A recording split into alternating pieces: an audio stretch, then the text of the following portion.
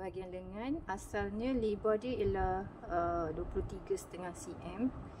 Jadi kalau kita nak ruffles untuk bahagian sambungan lengan tu, bolehlah tambah sedikit dalam 27, dan kita lipat 2, means kita akan dapatkan sekitar 54 cm.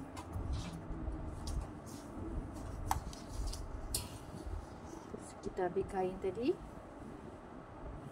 kita tutup bahagian lengan.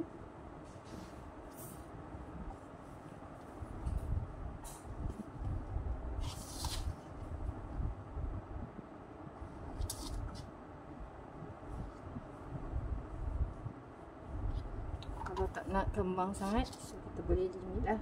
Lebih kurang macam ni. So itulah lebar lengan.